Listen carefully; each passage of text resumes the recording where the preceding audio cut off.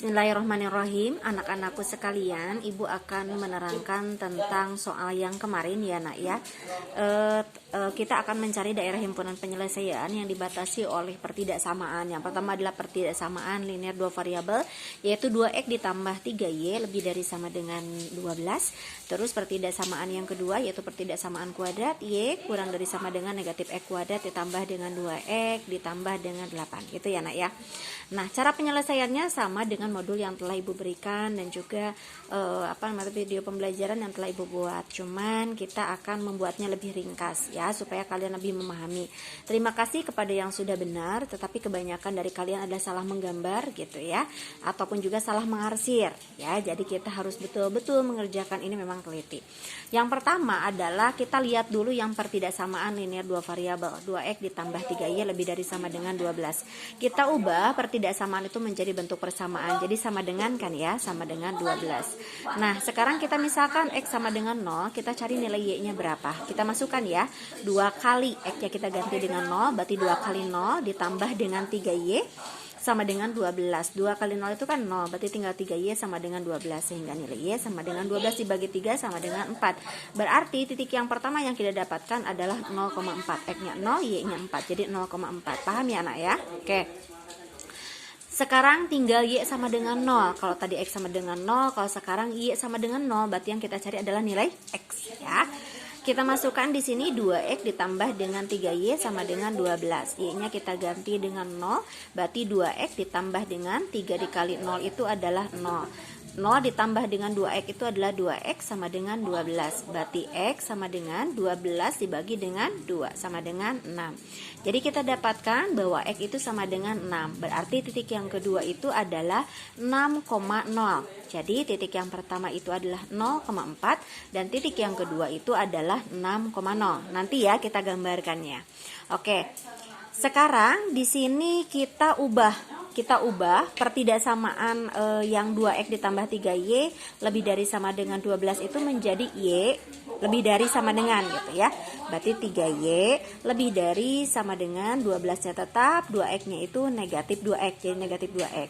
Berarti y-nya lebih dari sama dengan 12 dikurangi 2x per 3. Artinya di sini y lebih dari sama dengan. Masih ingat kan, kalau y lebih dari sama dengan berarti nanti arsirannya ke atas atau ke bawah? Betul, arsirannya adalah ke atas. Jadi untuk mengetahui arsiran dari pertidaksamaan, kita ubah saja pertidaksamaan tersebut menjadi y lebih dari sama dengan atau y kurang dari sama dengan. Sesuaikan dengan soalnya ya nak ya. Kalau ini ternyata menjadi y lebih dari sama dengan. Kalau y lebih dari sama dengan berarti arsirannya itu ke atas. Selanjutnya yaitu untuk pertidaksamaan kuadrat. Y kurang dari sama dengan negatif x kuadrat ditambah dengan 2x ditambah dengan 8. Kita misalkan yang pertama x sama dengan 0, berarti kita cari nilai y-nya berapa. X-nya kita ganti dengan 0, negatif 0 dikuadratkan ditambah dengan 2 dikali 0 ditambah dengan 8. Berarti y-nya sama dengan 8. Jadi sama caranya ubah pertidaksamaan ini menjadi bentuk persamaan sehingga didapatlah nilai 0,8. Itu titiknya 0,8. Selanjutnya kalau barusan x sama dengan 0, sekarang y sama dengan 0. Ini ya. Y sama dengan 0. Kita masukkan di sini. Y sama dengan 0, berarti x-nya tetap ya, negatif x kuadrat ditambah 2x ditambah dengan 8 ya. Supaya memudahkan nilai x-nya, nilai x kuadratnya itu menjadi positif, kita kalikan dengan negatif. Negatif dikali negatif jadi positif x kuadrat, positif kali negatif jadi negatif 2x. Negatif dikali positif dikali dengan negatif 8. Jadi persamaannya 0 sama dengan x kuadrat dikurangi 2x dikurangi dengan 8. Kita cari nilai x-nya dengan menggunakan pemfaktoran. Anak-anakku sekalian, jikalau kalian menemukan seperti ini, kita akan menentukan nilai x begitu dari persamaan kuadrat seperti ini. Jikalau koefisien x kuadratnya itu adalah 1, maka cara yang termudah adalah kita sediakan 2 kurung. Dari 2 kurung tersebut itu kalian tulis x dan x. Terus kita cari 2 angka yang kalau dijumlahkan negatif 2, yang kalau dikalikan itu adalah negatif 8. Yang kalau dijumlahkan negatif 2, yang kalau dikalikan negatif 8. Ayo coba berapa? Betul, negatif 4 dengan positif 2. Negatif 4 ditambah 2 itu adalah negatif 2. Negatif 4 dikalikan dengan 2 itu adalah negatif 8. Betul ya? Nah, setelah didapatkan pemfaktoran ini, maka didapatlah hasil X yang pertama adalah 4. Dari mana 4? X dikurangi 4 itu harus sama dengan 0. Berarti X itu sama dengan 4. Sedangkan untuk X ditambah 2 itu harus sama dengan 0, berarti X sama dengan negatif 2. Maka didapatlah X yang pertama adalah 4, X yang keduanya negatif 2. Atau bisa ditukar ya. Berarti di sini didapatlah titik negatif 2,0 dan 4,0. Oke? Satu tahap lagi untuk mencari nilai, yaitu adalah menentukan titik puncak. Titik puncak ini rumusnya XV, YV, di mana XV atau titik puncak pada absis pada X ya, negatif B per 2A. Negatif B. Mana B? Coba lihat di persamaan tadi. Y sama dengan negatif X kuadrat ditambah 2X ditambah dengan 8. Berarti di sini didapatkan nilai A alias koefisien X kuadrat itu negatif 1, ini sebagai A. Sedangkan koefisien X yaitu adalah 2, ini sebagai B. Dan 8 ini adalah sebagai konstanta. Kita ulangi ya. Negatif 1 ini sebagai A. Ya, yaitu sebagai koefisien X kuadrat itu A. Sedangkan untuk yang X yaitu adalah merupakan koefisien dari X yaitu adalah B. Sedangkan C-nya itu adalah 8. Berarti negatif B. B-nya berapa tadi? 2 ya. Negatif 2 per 2 dikali negatif 1. Berarti negatif 2 per 2 dikali negatif 1 itu negatif 2. Negatif 2 dibagi negatif 2 itu berapa? 1. Ini baru kita dapatkan XP ya nak ya. Lanjut. Kita harus mencari D. YP, maaf, YV. Jangan dulu ke gambar ya. Ke gambar nanti terakhir deh. YV itu kan negatif D per 4A. D itu rumusnya B kuadrat dikurangi dengan 4AC. B-nya tadi 2, berarti 2 dikuadratkan. Dikurangi 4, A-nya itu negatif 1, berarti dikali negatif 1. C-nya itu adalah 8, berarti dikali 8. Per 4 dikali dengan negatif A, berarti 4 dikali dengan negatif 1. 2 dikuadratkan isinya 4. Negatif 4 dikali negatif 1 itu positif 4, dikali dengan 8 jadi positif 32.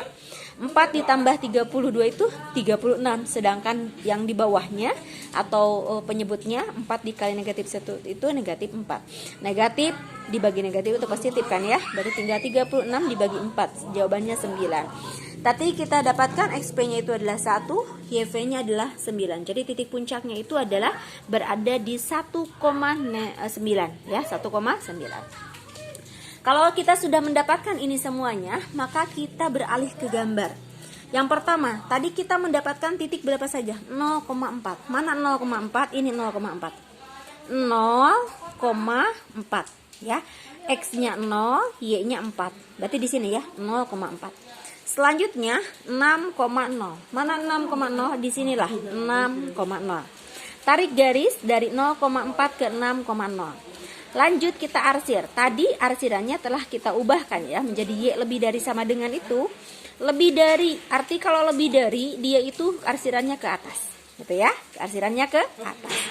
Selanjutnya kita gambar yang grafik atau yang berbentuk kurva ya. Yang pertama, titik yang pertama adalah 0,8. Kita lihat di sini 0,8.